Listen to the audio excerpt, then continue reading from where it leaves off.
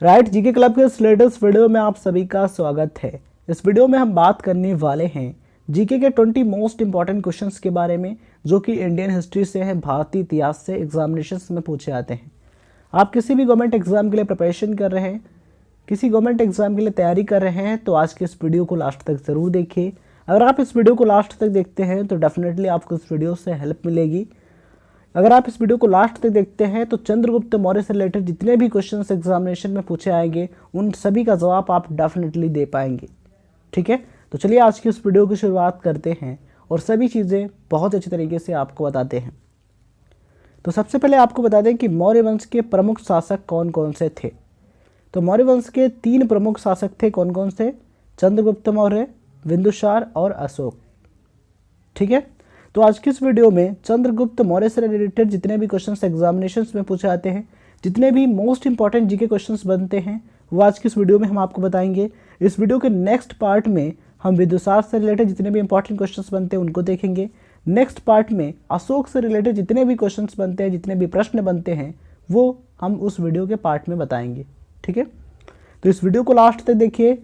चंद्रगुप्त मौर्य से रिलेटेड जितने भी क्वेश्चंस बनते हैं उनका जवाब आप आसानी से दे पाएंगे अगर आप इस वीडियो को लास्ट तक देखते हैं।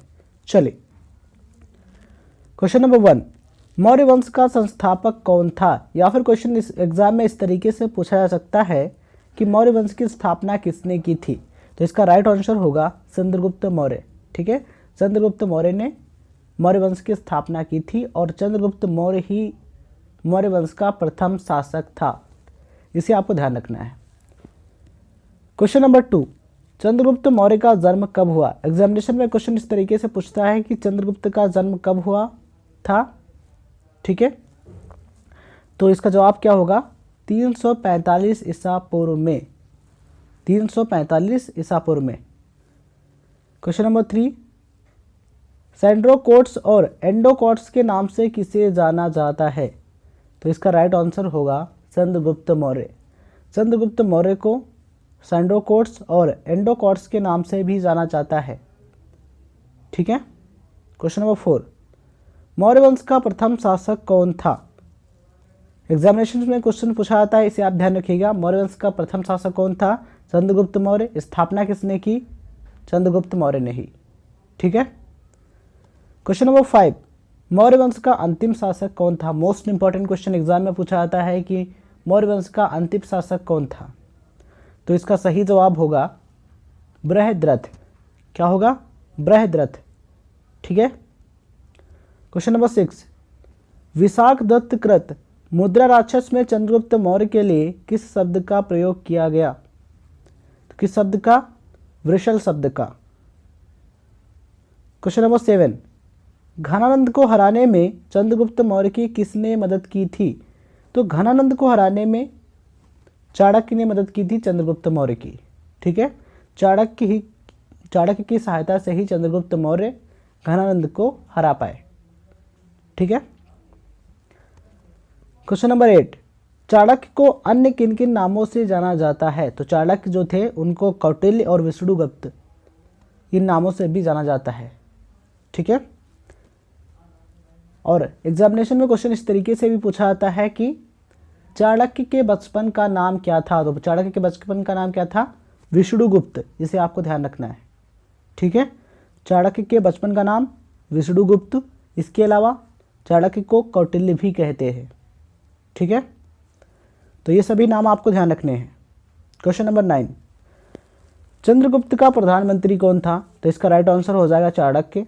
चाणक्य यानी कि जो कौटिल्य थे, जो विष्णुगुप्त थे, वो चंद्रगुप्त के प्रधानमंत्री थे। ठीक है, क्वेश्चन नंबर 10, चाणक्य द्वारा लिखित पुस्तक का नाम क्या है? तो चाणक्य द्वारा लिखित पुस्तक का नाम क्या है? अर्थशास्त्र। ठीक है, अर्थशास्त्र जो है ये इकोनॉमिक्स जो है, इसका संबंध किससे है? राजनीति से है, पॉलिटिक्स से है।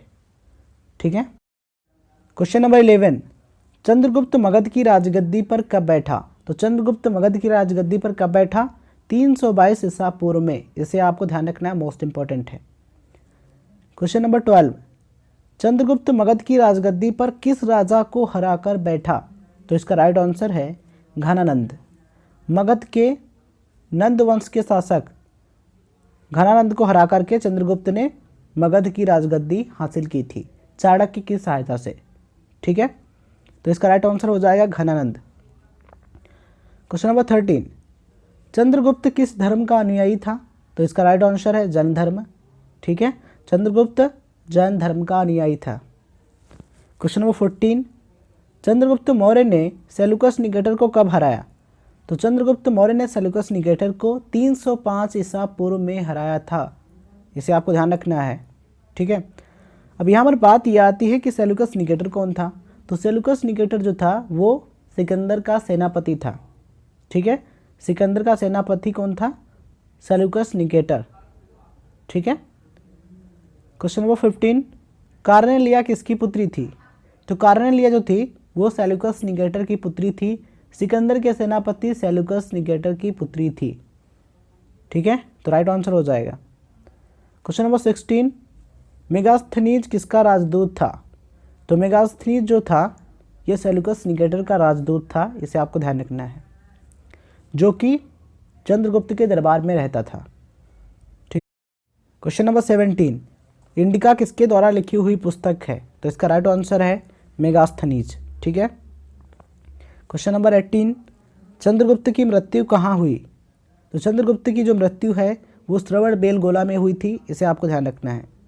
क्वेश्चन नंबर 19, चंद्रगुप्त की मृत्यु कब हुई? यहाँ पर ईयर पूछा जा रहा है कि किस ईयर में चंद्रगुप्त की मृत्यु हुई थी। तो 298 ईसा पूर्व में चंद्रगुप्त की मृत्यु श्रवणबेलगोला में हुई थी, इसे आपको ध्यान रखना है। ठीक है, 298 ईसा पूर्व में। क्वेश्चन नंबर 20, चंद्रगुप्त का उत्तराधिकारी कौन हुआ? तो चंद्रगुप्त का जो उत्तराधिकारी था वो कौन था? बिंदुसार। ठीक है, तो ये चीज़ें आपको ध्यान रखनी है। तो आज की इस वीडियो में हमने चंद्रगुप्त से रिलेटेड जितने भी इंपॉर्टेंट क्वेश्चंस बनते हैं, जितने भी इंपॉर्टेंट जीके क्वेश्चंस बनते हैं उनको देखा है। नेक्स्ट वीडियो में, इस वीडियो के नेक्स्ट पार्ट में बिंदुसार और अशोक से रिलेटेड जितने भी इंपॉर्टेंट क्वेश्चंस बनते हैं जो कि एग्जामिनेशंस में पूछे जाते हैं वो हम आपको बताएंगे। ठीक है, तो आने वाले वीडियो को देखने के लिए सब्सक्राइब कीजिए हमारे चैनल राइट जीके क्लब को, जहाँ पर आपको मिलते हैं इंपॉर्टेंट वीडियोज़, जीके के इंपॉर्टेंट वीडियोज़। ठीक है, और सब्सक्राइब करने के बाद ऑल नोटिफिकेशन पर क्लिक कीजिए, जिससे आपको आने वाले वीडियोज़ की नोटिफिकेशन मिल सके और आप आने वाले वीडियोज़ को देख पाएँ। इस वीडियो को देखने के लिए आप सभी का बहुत बहुत धन्यवाद।